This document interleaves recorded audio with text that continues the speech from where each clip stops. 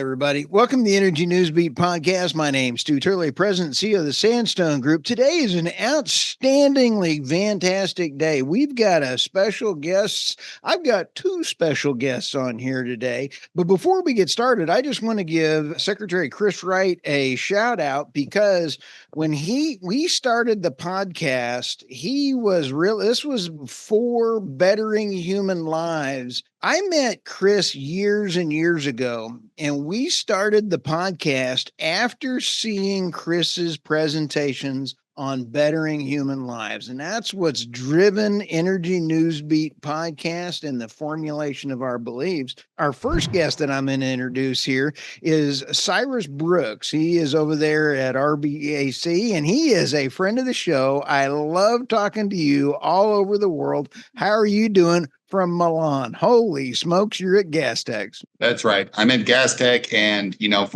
45,000 people here to really talk about bringing, I think part of it, the whole mantra was to bring the world energy that it needs. And, RBAC itself is about helping energy companies and consultants and governments make better energy decisions with better analytical tools. So we also have an altruistic purpose as well, because this will help all the developing world as well. Oh, how fun. And I'll tell you what, we've got Anne Atkinson, Hyre, Executive Director of Bettering Human Lives Foundation. And Anne, I'm going to ask you a question. Is that any kind of thing relation to this? It certainly does. I will say we debated the name of the foundation early on. The Bettering Human Lives Foundation was born out of that report. That report, as you know, is a wonderful snapshot of energy, the history of energy, where it comes from, how it's consumed, by whom it's consumed, trade-offs. And then there's a very important section in there on energy poverty. I'm really calling out the fact that really only 1 billion of us or so in the world get to live the lives that you and I do. We live in highly energized societies, but there are still 7 billion people out there who don't yet live like we do and aspire to. So that chapter really focuses on energy poverty, and that is where, from there, the Bettering Human Lives Foundation was born. Well, and how long has this been going on? So Bettering Human Lives Foundation was launched by Liberty Energy in January of 2024. So we're about 20 months old at this point.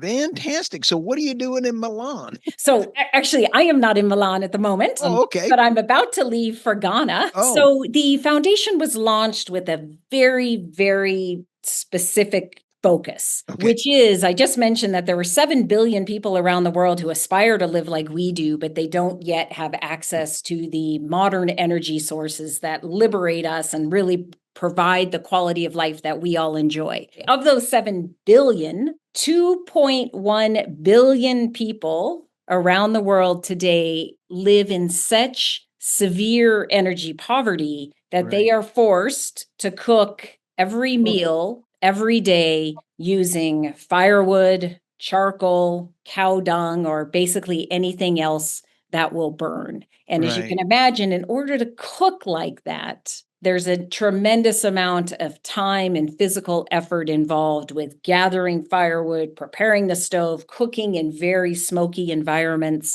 Energy poverty is very broad. There are many ways to tackle energy poverty, but we really see this basic daily need of cooking as sort of that very first step. If somebody can access more modern cooking fuels in the form of liquefied petroleum gas, propane, and LPG, that in and of itself is a very important first step in getting them access to the modern energy that they need to live much more fulfilling, prosperous lives. That is such a critical point of getting rid of the dung. Getting rid of the household particles, that is actually more dangerous than is a coal plant. And that is a very harsh statement that people are cooking in stuff that's worse than a coal plant. Absolutely. And people will say it's the equivalent. Women who are spending hours a day tending the fire and cooking over this often, which is what brought me into this, often with newborns and children on their backs. It's the equivalent of basically smoking 2 packs of cigarettes a day. I mean, it's Wow. just, and it is a direct contributor to 3 million deaths globally per year. Just the indoor air pollution from burning firewood, burning charcoal, burning dung, which is more than, the world is very focused always on HIV and malaria, tuberculosis, combating those important illnesses, but this indoor air pollution causes more deaths than all of those combined.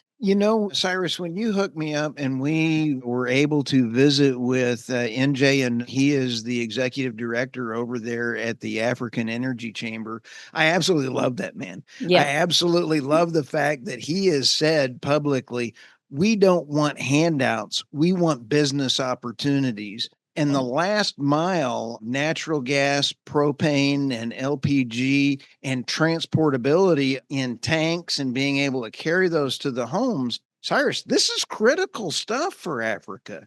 Get jobs. The guy carrying the tank to the home, being able to have a job and then have additional income.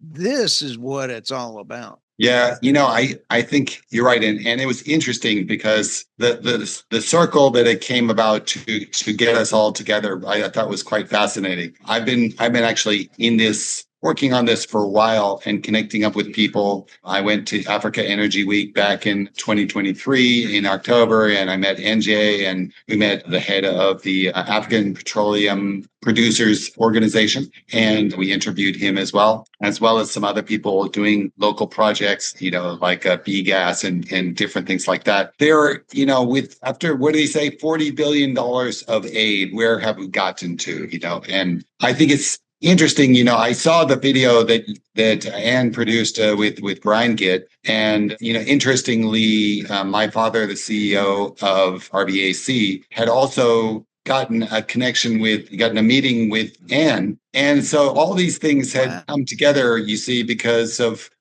what she did, that video, I forwarded that video to the CEO, and then we connected, and then and knowing this great podcast, we've brought it all together, and you and I, many others, including Brian and many others on social media, we've been really sounding the alarm of, hey, we actually need to solve energy poverty. We need to solve, really our company comes from economics, and the thing is, right, we can talk technology, we can talk about clean energy, we can talk about, you can even accuse us of dirty energy or accuse people of dirty energy, whatever you want to say. However, if you don't have the economics, then this is what you get. You get poverty, you get energy poverty. And when you get those two things, you have no refrigeration. You have, as Anne pointed out, women spend a lot of their time gathering water, gathering firewood, all these other times. I mean, the hours and hours a day of things that we take for granted are spent on things so basic that you would not imagine. You just turn on the gas on your stove and you have cooking fuel. You don't think that I have to go and drill a hole in the ground and build a pipe and create a pipe to get it to my home to get the gas. So there is, we take so much for granted, and what I mean, you got to ask yourself once in a while. It's like, why is it me that I'm so privileged to live in a place where all these things are good? Why not help the other guy? But we're not going to just give it to him, because you feed a guy you give a guy a fish and he can feed for a day. He can have a meal for a day. You teach him how to fish, right? So the idea to deal with entrepreneurs, to deal with people who can create businesses, create economics for people, create a micro economy becomes a mini economy, becomes a bigger economy in the only continent, by the way, with a growing population, right? Africa. So this is Africa. It's a growing population. This is the sleeping giant. And I think more people need to recognize it and be part of it. And Anne, so when your foundation and your company or your foundation is trying to do what? Try to tell us what you're trying to raise money for and what are your main mission steps? Yeah.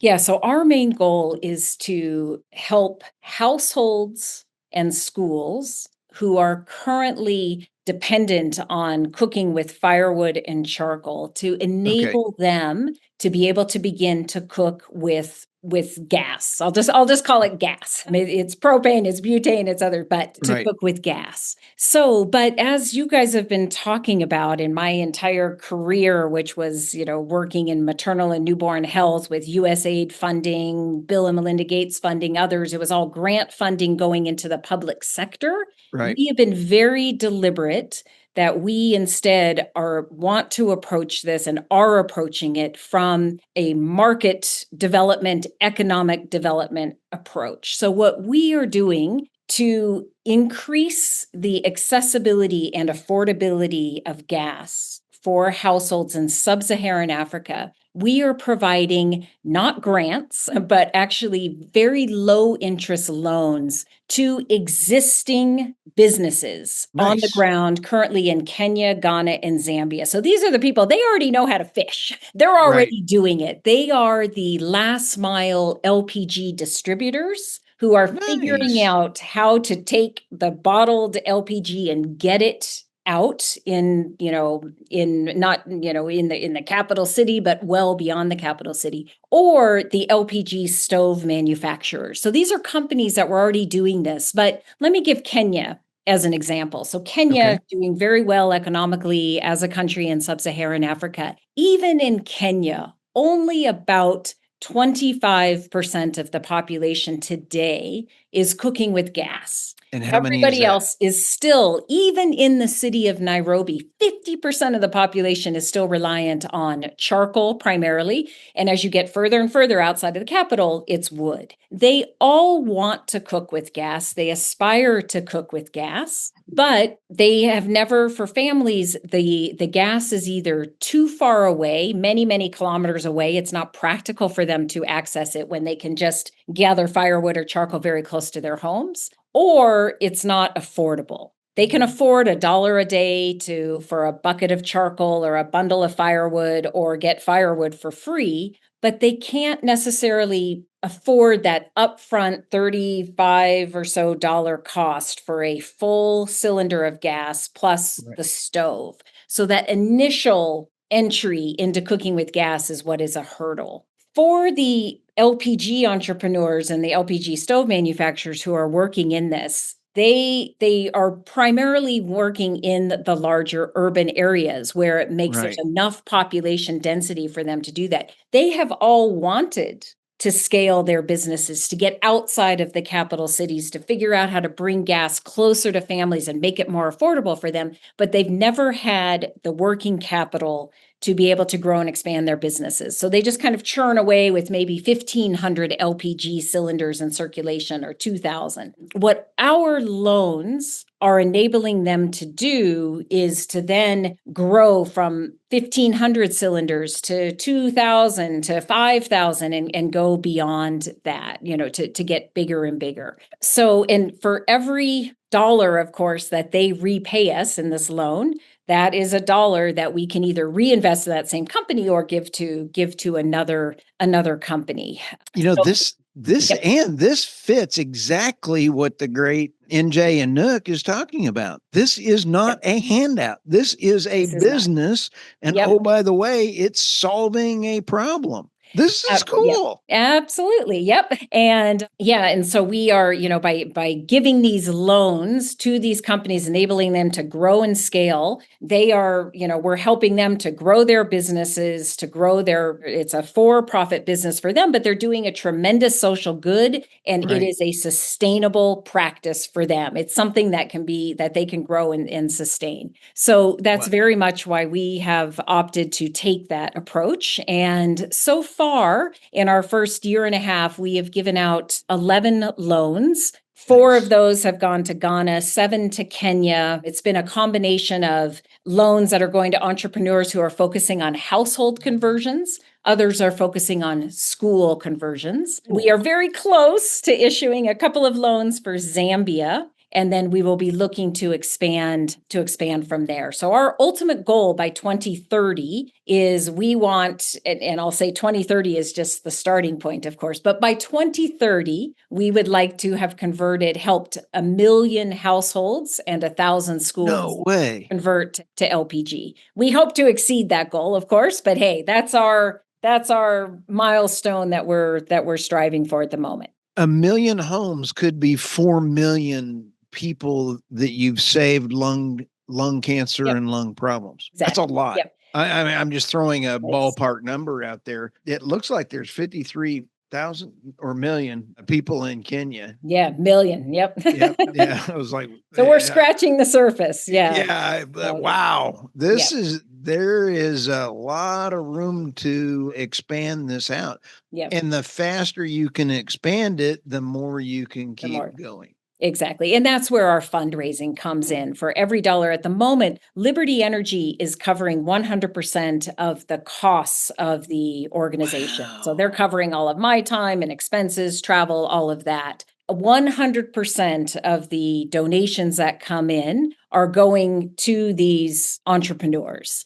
We have dispersed in those 11 loans, that was $954,000. We want to be dispersing far more than that in order to achieve our goal. So as we bring more money in, we can get more money into the hands of these local entrepreneurs to enable them to grow and scale their business. Stu, I forgot to mention something, because people might question, like, well, why can't they just get loans somewhere else? The ability to do business. I don't know if you've had Magatte Wad on your show before, but she talks a lot about how difficult it is for small and medium-sized enterprises in sub-Saharan Africa to just do business. What might take days or weeks in the US will take months and months in some of these countries. And one of the issues is the financing and just the lack of financing that's available. So these companies could try to access a loan from a commercial bank, but the amount of time and what they would have to do for that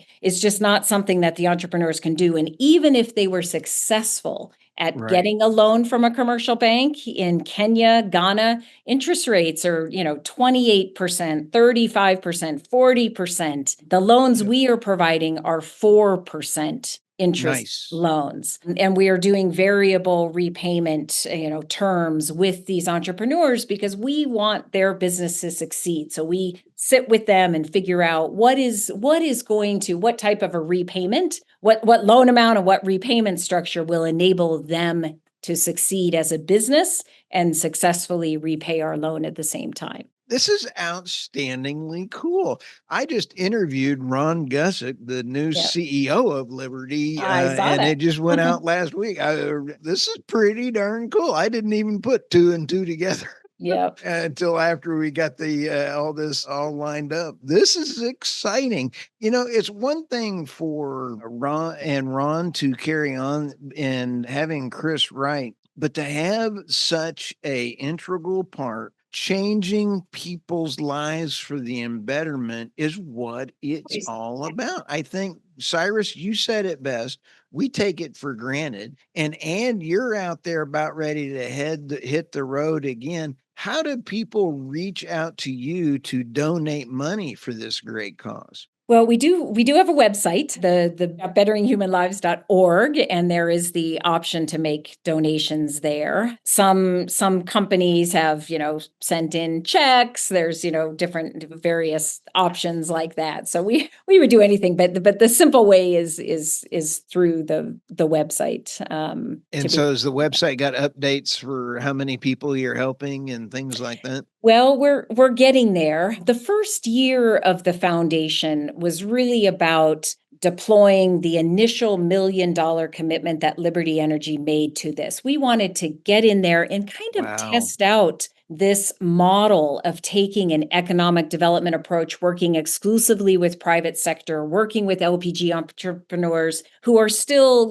quite small, just because LPG uptake is not huge yet. And so the businesses are quite small. So we wanted to get on the ground and just make sure that there were indeed entrepreneurs who would be looking for this funding, in need of this funding, that once they got it, they would start to add to their cylinders, and we'd see those companies grow, and that they would start to repay us. So far, 3 of the companies, based on the repayment terms, have started their repayments. And I'm happy to say we are batting 1,000. They've all repaid in full. Some have had a week or 2 at times of a delay, but others have been right on time. So that's exciting. So we wanted to, before we started thinking about fundraising, we really wanted to make sure that this was the right approach, that we were solving the problem that needed to be solved in the right way. So now, 18 months in, I can confidently say that yes, we are. And so we are now beginning to really tell the story of what we've achieved so far,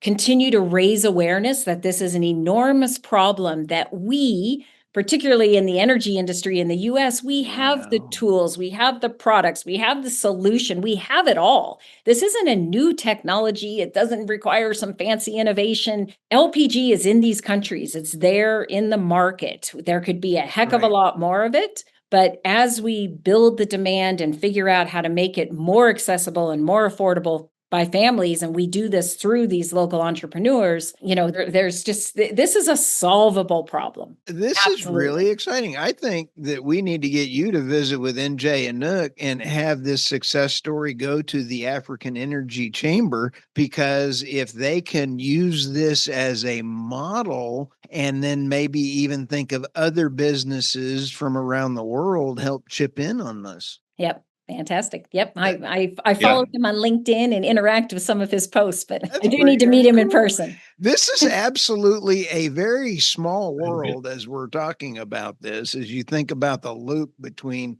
Chris Wright, who I met years ago at a dinner, as he gave this presentation about bettering human lives. And I'm over here, that's what needs to happen. And then we've crossed over the 1,000 podcast, 1,000 episodes, and we have got, we're now ranked globally number 5 in the world for energy podcast. And it started because of Chris Wright. And now here we are again, and you're actually doing something about it. I'm slacking off a little bit. I got to pick this speed up a little. Well, I'll tell you something, Stu, just to come full circle and all the way back to Milan, and you guys are welcome, by the way. I wish you were here almost. I mean, you would have loved it, especially the food. But really, we talk about, basically bettering human lives. And as you said, I mean, it does have so much to do with energy. I like to point out that energy comes from the Greek word energia, which actually means activity or work. So to be able to enable activity, right, which is also to enable economics, then you enable, prosperity. And this, of course, enables people to improve their standard of living. And so, interestingly, natural gas here at GasTech, I mean, you can also refine petroleum also for this, but it gives you LPG. LPG is liquid petroleum gas. It's a very amazing substance. I mean, butane and propane mixtures, and it's just a simple molecule, but it liquefies. It's easy to carry. It's very safe. You can get it on ships, and it is really scalable. If you can get some businesses to use it in the city, you can get essentially, you can build a depot, you can get, more major sources in a very populated area. And then you could build smaller depots out, further out, and a distribution network. And why am I talking about all this? Well, as you pointed out, economics is not just a single company, right, doing something, but what this enables is it also enables an economy, like further commerce too, amongst all the group and the people. So we're not only enabling cleaner cooking in the local areas, but you're also enabling commerce and more activity and more economics in the area, as well as that cleaner cooking, you see. Exactly. You're going to enable someone from, you're going to enable somebody to cook and be a cook, or you're going to enable someone to be a barber, or you're going to be able to, create tools or different things using the energy. And it's now trading and building economies. That's right. This is cool. Yeah. I mean, and also imagine the time, I I think was about to say, yeah. Oh, Yeah. okay. And I'll give No, you the fire. I was just going to point out that, I mean, if you can imagine, I mean, women and kids are spending about 5 hours per day just collecting the fuel, tending the fires, and cooking. And that is only cooking. Then you think about how much time they're spending getting water, hauling water, and doing laundry, and the water which is like not half a day, to go do laundry in the river, and it just all of these things. And these families are completely held hostage, basically, to these very laborious tasks, which then prevent them from going to school, from starting up small little businesses, from really any economic activity that would enable them to prosper. And we haven't even mentioned the massive deforestation and the emissions that all of this burning of biomass, of wood and charcoal and other is contributing from an environmental perspective. That is a huge issue you just mentioned. The deforestation results in so many other problems. The lack of wildlife at that point, the lack of coverage, just deforestation is a second order magnitude of a huge problem. Yeah, absolutely. And from an emissions perspective, people get so focused on what we can all do to minimize our footprint. The emissions from cooking globally, just from cooking, exceed all of the emissions from airline transport and shipping globally combined.